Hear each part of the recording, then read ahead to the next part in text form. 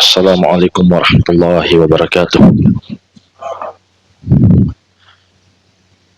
Innal hamdalillah nahmaduhu wa nasta'inuhu wa nastaghfiruh wa na'udzu billahi min shururi anfusina wa sayyiati a'malina. May yahdihillahu fala mudhillalah wa may yudlil fala hadiyalah. Wa asyhadu an la ilaha illallah wahdahu la syarikalah wa asyhadu anna Muhammadan abduhu wa rasuluh sallallahu alaihi wa ala alihi wa ashabihi wa man tabi'ahum bi ihsanin ila yaumiddin, amma ba'd. Fa ikhwani fiddin wa akhwati fillah, kaum muslim dan muslimat rahimani wa rahimakumullah. Semoga Allah Subhanahu wa taala senantiasa mencurahkan rahmatnya kepada kita sekalian. Insyaallah taala pada malam hari ini kita akan lanjutkan kajian kitab Sahih Al-Adabul Mufrad, pembahasan tentang adab-adab di dalam Islam yang diambil dari kitab Al-Adabul Mufrad karya Al-Muhaddits Al-Imam Abu Abdullah Muhammad bin Ismail yang lebih dikenal dengan Imam Al-Bukhari rahimahullahu ta'ala. Kata beliau rahimahullah, babu ma'unatir rajul akhahu, bab seseorang yang menolong saudaranya. An Abi Dar anin Nabi sallallahu alaihi wasallam, datang dari sahabat Abu Dar radhiyallahu anhu dari Nabi sallallahu alaihi wasallam. Qila, disebutkan juga, wa fi riwayatin anhu, dalam satu riwayat dari Abu Dar, annahu sa'ala Rasulullah sallallahu alaihi wasallam ayyul a'mali khair. Abu Dar bertanya kepada Nabi, amalan apa yang paling bagus? Wa fi riwayah al-ukhra ayyul amali afdal. Dalam satu riwayat yang lain, Abu Dar bertanya, amalan apa yang paling utama? Qala, maka Nabi sallallahu alaihi wasallam mengatakan, imanum billah wa jihadun fi sabilih. Yang pertama adalah keimanan kepada Allah, yang kedua adalah berjihad di jalannya. Qila wa fil ukhra, dikatakan lagi di riwayat yang lain, qala, Abu Dar bertanya, fa ayyur riqab afdal, budak manakah yang paling utama dimerdekakan? Qala, maka Nabi sallallahu alaihi wasallam mengatakan, aklaha thamanan wa anfasuha inda ahliha, yang paling mahal harganya dan paling berharga di sisi tuannya. Qala, maka Abu Dar mengatakan, afara'aita illam astati' ba'dal amal, bagaimana jika saya tidak mampu mengerjakan sebagian amalan yang disebut tadi? Qala, maka beliau mengatakan, Nabi kita yang mulia Muhammad SAW mengatakan, fatu'inu sani'an aw tasna'u li akhraqah, engkau bisa membantu orang yang punya pekerjaan tapi dia butuh bantuan, atau engkau juga bisa menolong orang yang tidak punya pekerjaan sama sekali. Qala, Abu Dar bertanya lagi, afara'aita in da'uftu, bagaimana jika saya tidak mampu?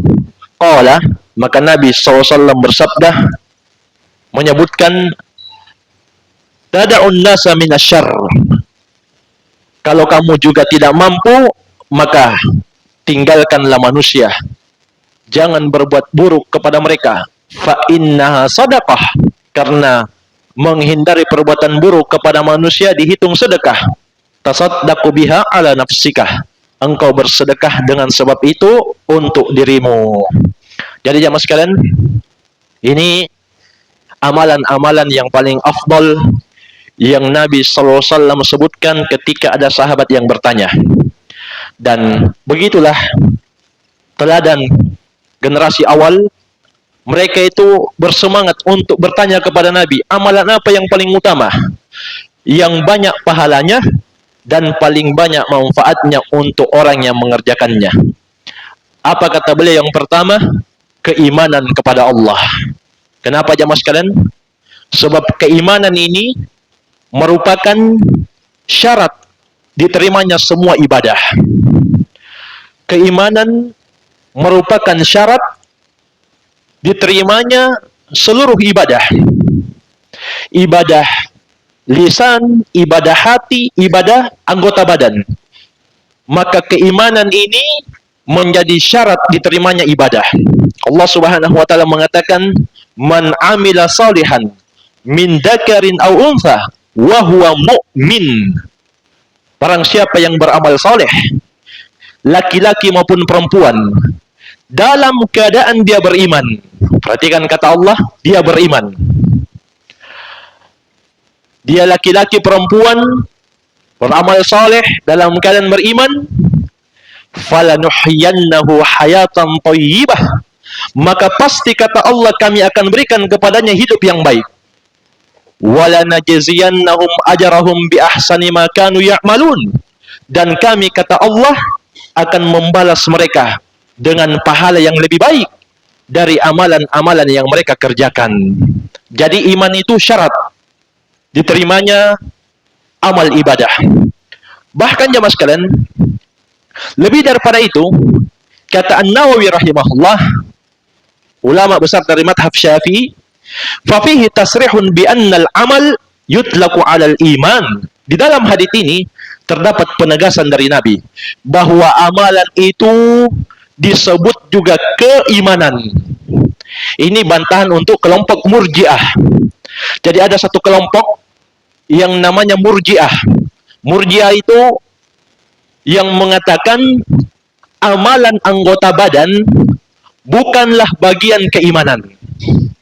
Jadi kata kelompok Murji'ah, keimanan itu cukup diucapkan dan diyakini, tidak perlu dilakukan, karena amalan badan itu bukan bagian dari iman. Kata An-Nawawi, ini hadits menegaskan bahwa amalan itu disebut juga iman. Karena jelas Abu Dzar mengatakan di sini, bertanya kepada Nabi, ayyul a'mali khair. Dalam riwayat yang lain kata beliau, ayyul a'mal afdal. Amalan apa yang terbaik? Amalan apa yang paling utama? Apa kata Nabi? Imanum billah, beriman kepada Allah. Artinya, keimanan itu atau amalan itu bagian dari keimanan.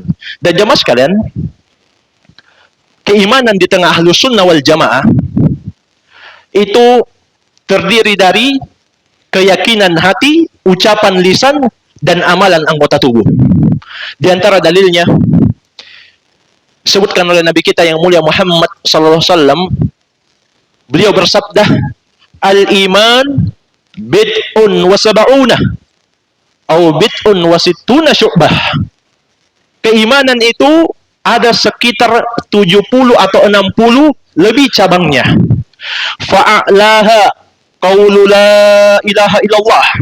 Yang paling tingginya kata Nabi adalah ucapan la ilaha illallah. Apa maknanya? La ilaha illallah maknanya adalah la ma'budah haqqun illallah. Tidak ada yang berhak diibadahi kecuali Allah. Kemudian kata Nabi, fa'adnaha imatatul adha 'anit tariq. Cabang keimanan yang paling di bawah adalah menghilangkan gangguan dari jalan. Kemudian kata beliau, wal haya syu'batum minal iman, dan rasa malu itu adalah bagian dari keimanan. Jemaah sekalian perhatikan di sini kata para ulama, Nabi SAW mengatakan iman itu ada sekitar 60 sampai 70 lebih cabangnya. Yang paling tinggi adalah ucapan la ilaha illallah. Ini ucapan. Iman itu diucapkan. Yang paling rendahnya kata beliau, menyingkirkan gangguan dari jalan. Itu perbuatan. Jadi iman itu juga melingkup perbuatan, amalan badan. Kemudian di akhir hadis apa kata Nabi? Wal haya syu'batum minal iman. Dan rasa malu itu, rasa malu tempatnya di mana?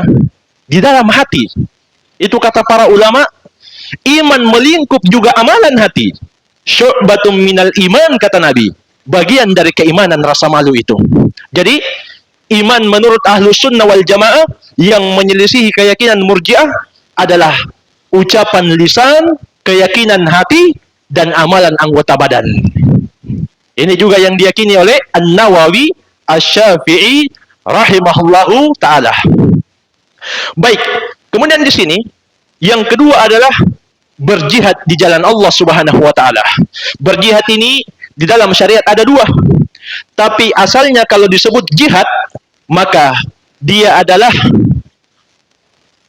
memerangi orang-orang yang mempersekutukan Allah untuk meninggikan kalimatullah, yaitu la ilaha illallah. Namun jamaah sekalian, jihad ini memiliki dua syarat. Tidak sembarang asal menyerang. Yang penting emosi, punya kesempatan langsung dia serang. Tidak. Jihad itu memiliki dua syarat. Yang pertama, berjihad itu dilakukan bersama pemerintah kaum muslimin. Itu syarat yang pertama. Syarat yang banyak dilanggar.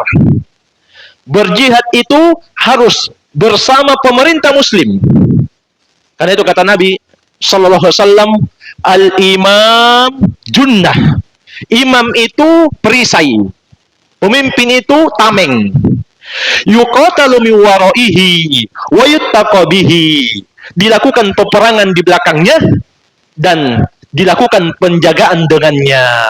Jadi jamaah sekalian, ini syarat yang pertama, jihad bersama pemerintah muslim. Yang kedua, syaratnya adalah kaum muslimin punya kemampuan, punya kekuatan. Jadi kalau kaum muslimin masih lemah, tidak boleh kita katakan ayo kita berjihad, tidak boleh. Karena syarat berjihad itu harus ada kemampuan. Karena itu jamaah sekalian, ini juga termasuk perintah Allah Subhanahu wa taala. Allah Subhanahu wa taala berfirman, wa a'iddu lahum mastata'tum min quwwah. Siapkanlah, kata Allah, untuk menghadapi mereka apa yang kalian mampu berupa kekuatan. Karena itu jamaah sekalian, semua olahraga, semua aktivitas yang mendukung jihad di jalan Allah, maka itu disyariatkan. Berdasarkan ayat ini, semua aktivitas, semua olahraga yang mendukung jihad di jalan Allah itu disyariatkan. Kenapa? Karena Allah mengatakan, siapkan untuk mereka apa yang kalian mampu berupa kekuatan.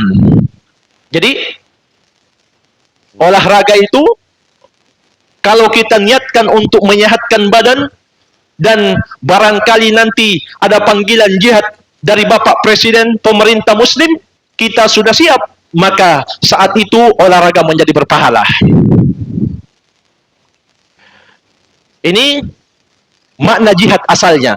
Ada jihad yang kedua jamaah sekalian, yaitu apa yang kita kerjakan saat ini. Belajar agama. Keluar dari rumah kita, sengaja untuk datang ke majelis ilmu, itu juga teranggap jihad fi sabilillah. Sebagaimana kata Nabi sallallahu alaihi wasallam, man kharaja fi talabil ilmi fahuwa fi sabilillah hatta yarji. Barang siapa yang keluar untuk belajar agama, maka dia terhitung di jalan Allah sampai dia kembali. Jamaah sekalian, berdasarkan hadits ini kata para ulama, anna talabal ilmi jihadun fi sabilillah. Jihad atau menuntut ilmu, belajar agama, ingin paham agama, ingin mendengarkan ayat-ayat Allah, hadits-hadits Nabi. Kata para ulama, berdasarkan hadits itu, belajar tersebut dianggap jihad di jalan Allah Subhanahu wa taala. Jadi jamaah sekalian, ini sebenarnya motivasi untuk kita. Kata Nabi, siapa yang keluar untuk belajar di jalan Allah, maka dia terhitung berjihad hatta yarji, sampai dia kembali. Jadi ini Masya Allah, amalan yang kedua yang Allah cintai. Kemudian jamaah sekalian, Abu Dzar bertanya lagi tentang budak mana yang paling afdal untuk dimerdekakan. Maka Nabi mengatakan yang paling mahal dan yang paling berharga di sisi tuannya. Ini kalau ada perbudakan ditemui nanti. Karena itu jamaah sekalian, Nabi kita yang mulia Muhammad sallallahu alaihi wasallam mengatakan, inna 'idhamil jaza' ma'a 'idhamil bala. Sesungguhnya besarnya pahala itu tergantung dengan besarnya perjuangan. Ini sudah menjadi aturan dalam syariat kita. Semakin besar tantangan, semakin besar rintangan dalam beribadah kepada Allah, maka semakin besar ganjaran pahala yang Allah Subhanahu wa taala berikan. Itu sudah aturan. Kemudian kata Nabi, bagaimana kalau saya tidak mampu melakukan sebagian, atau kata Abu Dzar kepada Nabi, bagaimana kalau saya tidak mampu melakukan sebagian amalan yang disebutkan tadi? Maka kata Nabi SAW, fatu'inu sani'an au tasna'u li akhraqah. Engkau bantu orang yang bekerja tapi dia masih susah. Dalam riwayat yang lain disebutkan da'ian, yaitu engkau bantu orang yang fakir. Karena itu jamaah sekalian, tidak cocok kalau kita punya zakat, sedekah, beras, kemudian kita sibuk cari orang-orang di luar untuk menerimanya. Ini kurang tepat. Yang paling berhak untuk menerimanya itu teman-teman kita yang miskin, yang rajin sholat, rajin ke masjid, rajin kajian. Itu yang utama. Ada sembako, ada minyak, itu yang paling utama menerima itu teman kita. Jamaah sekalian, perhatikanlah kata Nabi sallallahu alaihi wasallam, la tusahib illa mu'minan wa la ya'kul ta'amaka illa taqiyun. Jangan kamu berteman kecuali dengan orang yang beriman, dan jangan ada yang makan makananmu kecuali orang yang bertakwa. Jadi kenapa kita sibuk bagi-bagi sembako di luar? Itu teman banyak yang kurang mampu, rajin ke masjid, rajin kajian 5 waktu lagi. Kita kasih yang tidak sholat, atau sholatnya cuma sepekan sekali, cuma Jumat, tidak datang kajian lagi. Ini kan perlu dirapikan, diperbaiki. Jadi kata Nabi SAW, kalau kamu tidak mampu tadi itu, bantu orang, bantu saudaramu, bantu fakir, dan juga kamu tolong orang-orang yang tidak memiliki kemampuan untuk bekerja. Jamaah sekalian, kata Nabi SAW, innal mu'min lil mu'min kal bunyan. Sesungguhnya seorang mukmin dengan mukmin yang lain seperti bangunan, yashuddu ba'duhu ba'da, sebagiannya menguatkan sebagian yang lain. Jadi jamaah sekalian, mukmin itu yang harus dia tolong, yang bertakwa, yang beriman kepada Allah, itu yang lebih dulu. Demikian pula kalau kita punya zakat harta, kita berikan kepada ustadz-ustadz kita, guru-guru kita, yang kehidupannya itu tidak cukup, yang ada di pelosok-pelosok, yang ada di kampung-kampung, yang sabar untuk mengajar. Jangan yang merusak justru itu yang dibayar mahal. Seperti apa? Seperti para komedi. Ini merusak tapi mahal harganya. Kenapa jamaah sekalian? Banyak ketawa itu bisa mematikan hati.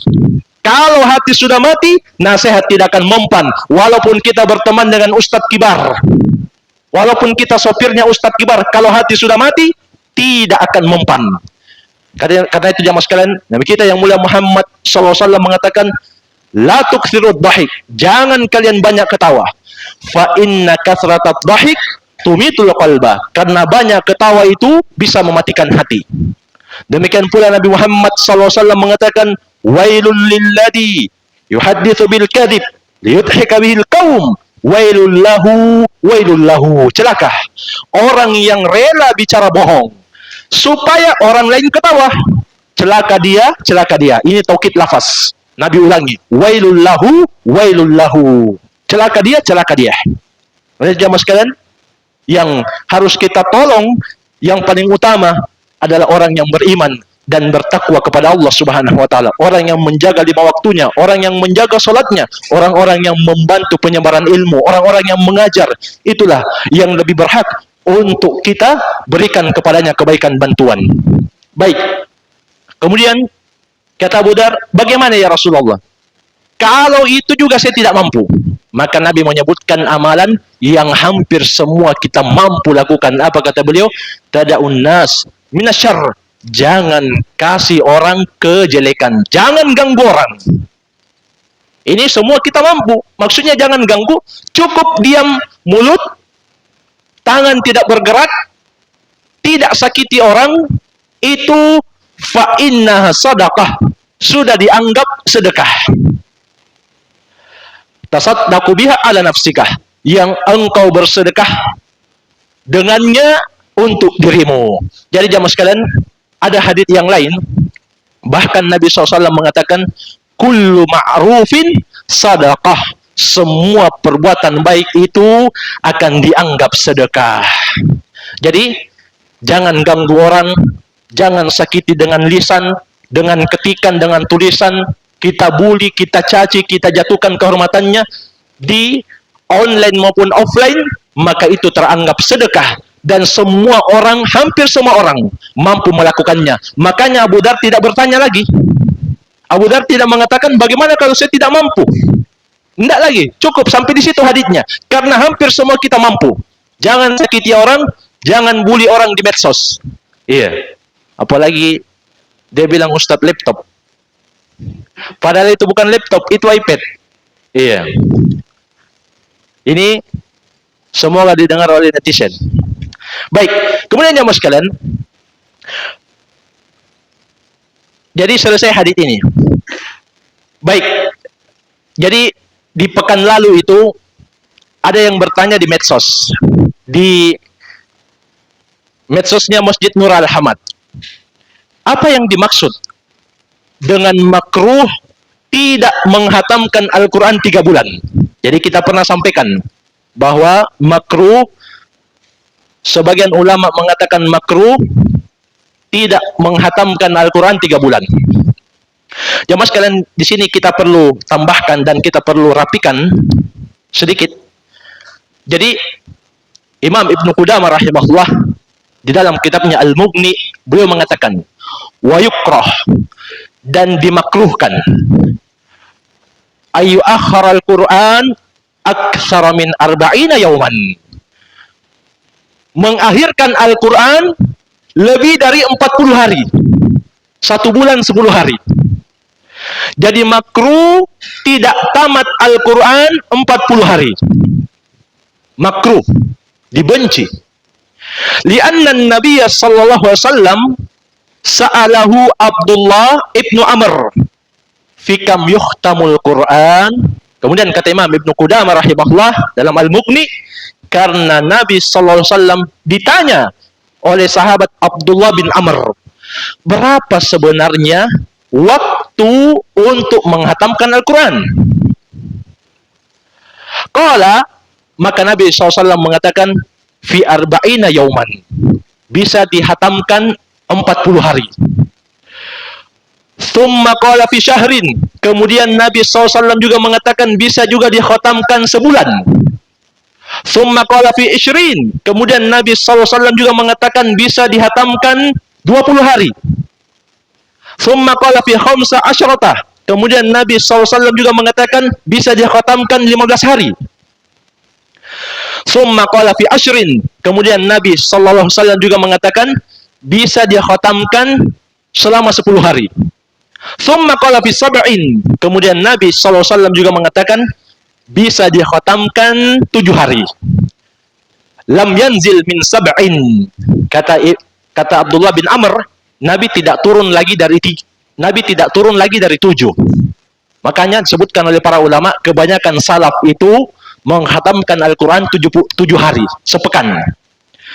Nah, akhrajahu Abu Daud, ini haditsnya dikeluarkan oleh Imam Abu Daud. Kemudian kata Imam Ibnu Qudamah rahimahullah dalam Al-Mughni, wa qala Ahmad, berkata Ahmad ini Imam Ahmad bin Hanbal rahimahullah, aktsaru ma sami'tu ayuhtamal Quran fi arba'in, kebanyakan yang saya dengar, kata Imam Ahmad rahimahullah, Quran itu dikhatamkan 40 hari. Kemudian kata Imam Ibnu Qudamah, wali anna ta'khirahu aktsara min dalik yufdi ila nisyanil Quran wa tahawun bihi, karena mengakhirkan Al-Quran lebih dari 40 hari akan mengantarkan seseorang lupa dan meremehkan Al-Quran. Fakana ma dzakarna aula, maka apa yang kita sebutkan itu tentu lebih patut. Jadi 40 hari, lebih dari 40 hari tidak khatam Al-Quran, makruh. Berarti sebulan lebih, 2 bulan lebih, 3 bulan lebih, 4 bulan, belum tamat-tamat itu makruh. Berdasarkan hadits Abdullah bin Amr. Karena Nabi menyebutkan yang paling lama itu 40 hari, 1 bulan 10 hari. Jadi itu asalnya. Jadi kalau kita katakan, sebagian ulama mengatakan makruh, itu 1 bulan lebih, 40 hari tidak tamat Al-Quran. Ya masuk juga di dalamnya sebenarnya 2 bulan, 3 bulan. Tapi asalnya lebih dari 40 hari. Kemudian kata Imam Ibnu Qudamah rahimahullah, wahada ila idalam yakun lahu udrun. Ini kalau dia tidak punya udur. Fa'amma ma'al udri fawasi'un lahu. Adapun kalau dia punya udur, artinya dia punya tugas, tanggung jawab yang menyibukkan dia dari menghatamkan Al-Quran. Seperti dia punya ternak, dia pengusaha kambing misalnya, tiap hari kasih makan kambing, susah tamat 40 hari. Maka kata Imam Ibnu Qudamah, fawasi'un lahu, itu lapang untuknya. Jadi kita tambahkan pertanyaan di medsos kemarin, Masjid Nur Al-Hamad, itu jawabannya. Dan kita rapikan, perbaiki sedikit.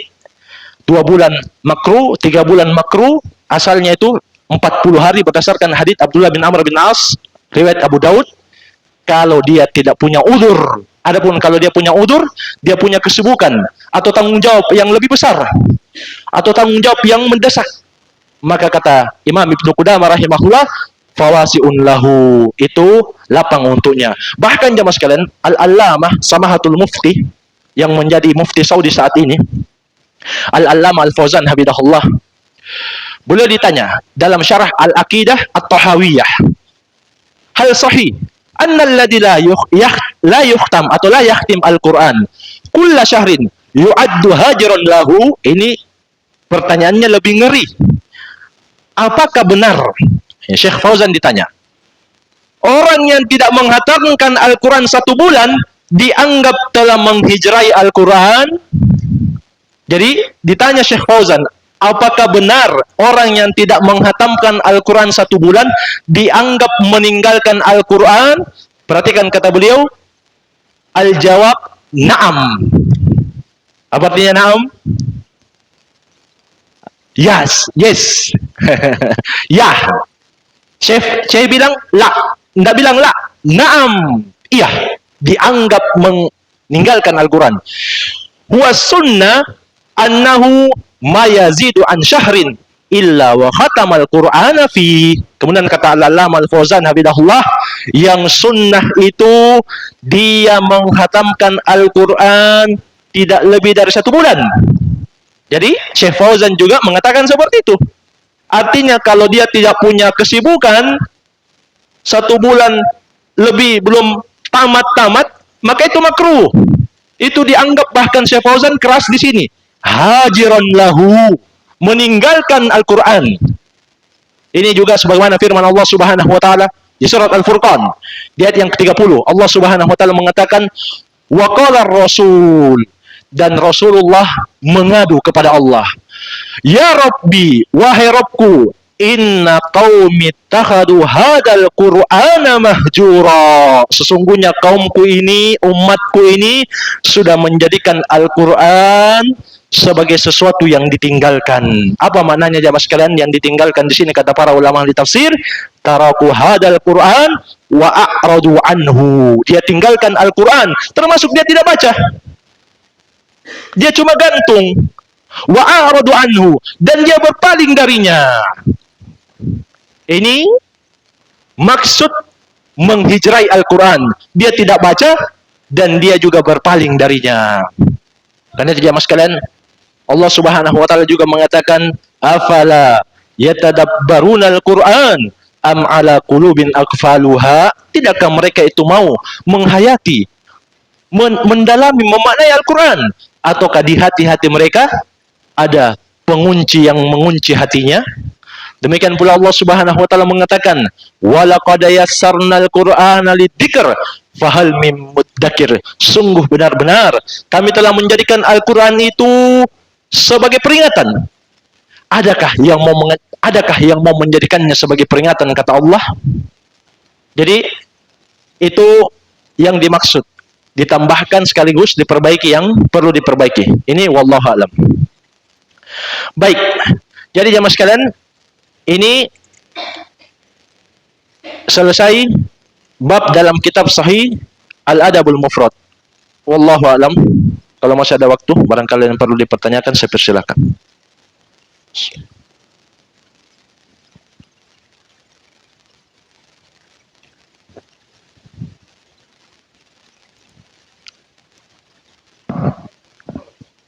Padahal.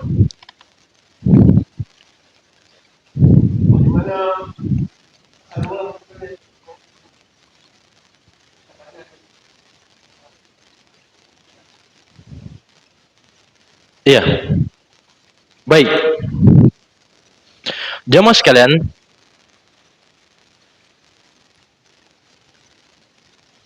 bom bunuh diri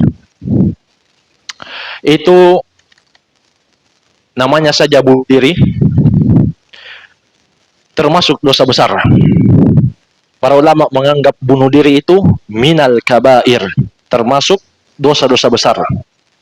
Karena itu Allah Subhanahu wa taala mengatakan, "Wala taqtulu anfusakum innallaha kana bikum rahima." Jangan kalian membunuh diri-diri kalian, sesungguhnya Allah itu sangat merahmati kalian.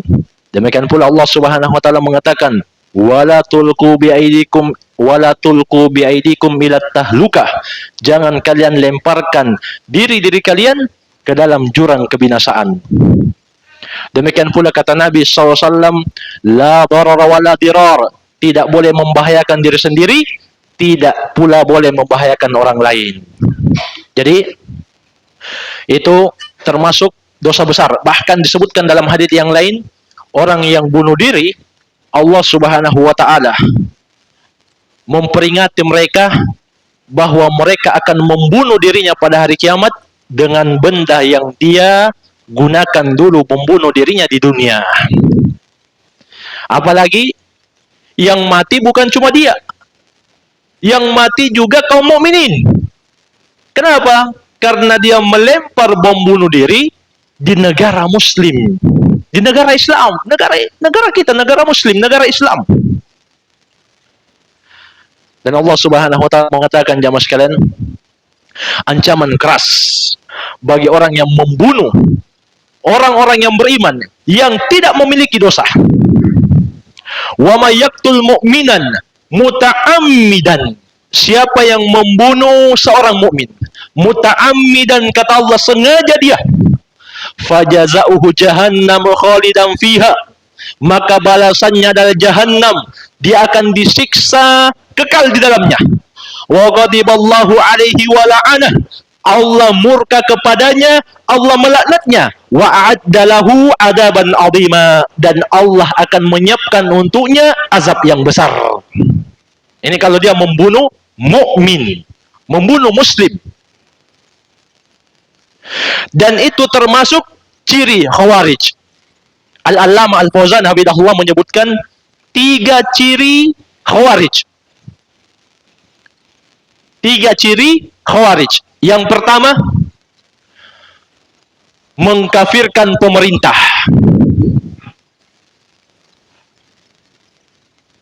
Yang kedua, mengkafirkan kaum muslimin yang melakukan dosa besar yang tingkatannya tidak sampai kafir. Yang ketiga, menghalalkan darah kaum muslimin. Jadi 3 ciri Khawarij, orang-orang radikal, orang-orang ekstrim. Yang pertama, mengkafirkan pemerintah yang dia anggap zalim menurut dia. Setelah itu, dia bolehkan untuk memberontak, dan dia juga mengkafirkan kaum muslimin, pelaku dosa besar. Setelah itu mereka menghalalkan darah kaum muslimin. Ini khawarij.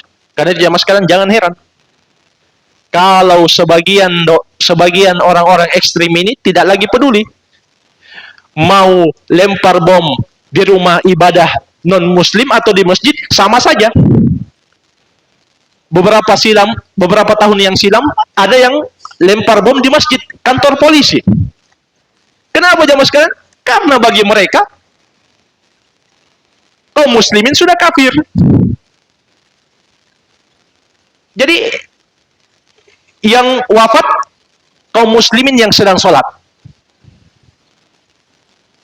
Jadi Nabi sudah kabarkan jamaah sekalian pemikiran yang berbahaya ini.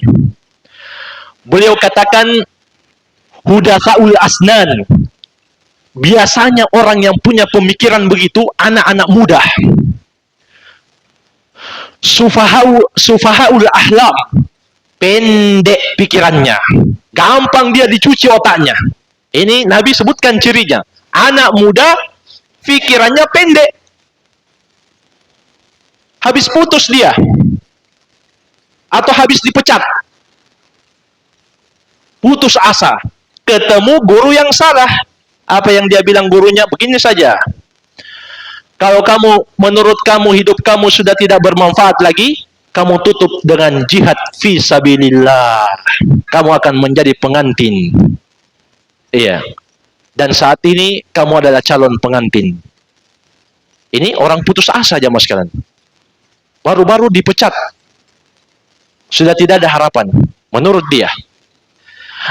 Terus dia tanya, apa itu jihad fisabilillah? Mati dijemput bidadari jadi pengantin. Begini, kamu pasang bom, bunuh diri di tengah orang-orang kafir. Yang lucunya, ustadznya yang memberi fatwa, gurunya yang memberi fatwa, tidak mau mencontohkan lebih dulu. Itu lucunya. Kenapa ini anak muda tidak tanya? Kenapa ustadz bukan ustadz yang dulu pasang bom di badannya ustadz? Ini yang lucu sebenarnya. Jadi kata Nabi, anak muda pikirannya pendek. Karena di zaman sekarang tidak ada yang bisa menyelamatkan generasi kita, negara kita, dari pemikiran-pemikiran radikal kecuali dengan mengikuti ajaran Muhammad sallallahu alaihi wasallam yang murni, yang beliau bawa, yang beliau wariskan di tengah para sahabat. Karena di zaman sekalian, dakwah salafiyah yang mereka sebut wahabi, itu adalah dakwah yang menyebarkan keamanan. Kenapa jamaah sekalian? Untuk menasehati pemerintah saja terang-terangan itu tidak boleh. Mengkritik, mencaci, membuli pemerintah di medsos dalam kondisi terang-terangan, Nabi SAW melarang keras.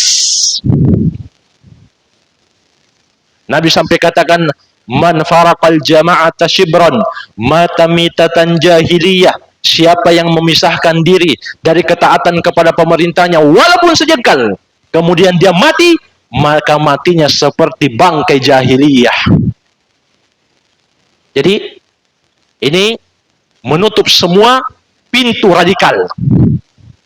Bahkan jamaah sekalian, Nabi mengingatkan orang-orang yang membunuh non-muslim mu'ahad. Mu'ahad itu kata Al-Hafidz Ibnu Hajar, yang terjadi hubungan damai antara pemerintah muslim dan orang-orang kafir. Demikian pula mu'ahad itu yang dilindungi, dijamin nyawanya ketika dia masuk ke negeri muslim. Masuk di dalamnya turis, masuk di dalamnya non-muslim yang hidup di tengah kaum muslimin, itu semua mu'ahad. Utusan-utusan, delegasi-delegasi, duta-duta besar non-muslim yang ada di negeri muslim, itu semua mu'ahad. Siapa yang membunuhnya kata Nabi, lam yarih raihatal jannah, dia terancam tidak mencium surga. Apalagi mau masuk surga, cium baunya saja tidak. Wa inna rihaha tujadu min masirati arba'ina aman. Kemudian kata Nabi SAW, bau surga itu ketahuilah telah tercium wanginya sejauh 40 tahun perjalanan. Subhanallah. Sedangkan orang yang membunuh non-muslim mu'ahad, dia terancam tidak mencium bau surga, apalagi mau masuk surga. Kenapa jamaah sekalian? Apakah jiwa non-muslim itu berharga? Bagus? Baik? Tidak. Sama sekali tidak. Bahkan Allah Subhanahu wa taala mengatakan dalam Al-Qur'an di surat Al-Bayyinah, "Innal ladina kafaru min ahlil kitab wal musyrikin fi nari jahannam khalidina fiha." Sesungguhnya orang-orang kafir dari kalangan ahlul kitab, Yahudi, Nasara, dan musyrikin secara umum, Hindu, Buddha, dan lain-lain. Apa kata Allah di surat Al-Bayyinah? Fi nari jahannam. Berada dalam neraka jahannam. Berapa hari? 100 hari? 1000 hari? 1 juta hari? Khalidina fiha. Mereka kekal di dalamnya. Sampai di situ? Tidak. Allah tutup ayatnya. Apa kelanjutannya? Ulaika hum syarrul bariyah. Mereka inilah kata Allah seluruhnya yang menyembah selain Allah, musyrikin dan kafir, seburuk-buruk makhluk. Terus kenapa Nabi SAW sampai mengingatkan orang yang membunuh mereka? Sebab jamaah sekalian, tidak ada pengkhianatan di tengah kaum muslimin. Muslim itu sifatnya tidak pernah bersifat pengkhianat. Dia mengatakan kita damai, dia izinkan non-muslim masuk, kemudian dia bunuh. Ini pengkhianatan. Khianat namanya. Dan itu sifat kaum munafikin, bukan sifat orang yang beriman. Makanya Nabi ancam memang. Iya. Jadi, jamaah sekalian, dakwah salafiyah, dakwah Ahlus Sunnah wal Jamaah, itu adalah dakwah yang menebarkan keamanan. Siapa yang belajar manhajus salaf, ajaran Nabi Muhammad dan para sahabatnya, maka dia akan memiliki pemikiran pertengahan. Sebagaimana firman Allah Subhanahu wa taala, "Wa kadzalika ja'alnakum ummatan wasata." Demikianlah kata Allah, kami jadikan kalian wahai umat Islam umat yang pertengahan. Maksudnya apa? Bukan orang yang radikal, bukan juga orang yang menggampang-gampangkan. Ahlus Sunnah Islam wasat, pertengahan. Baik.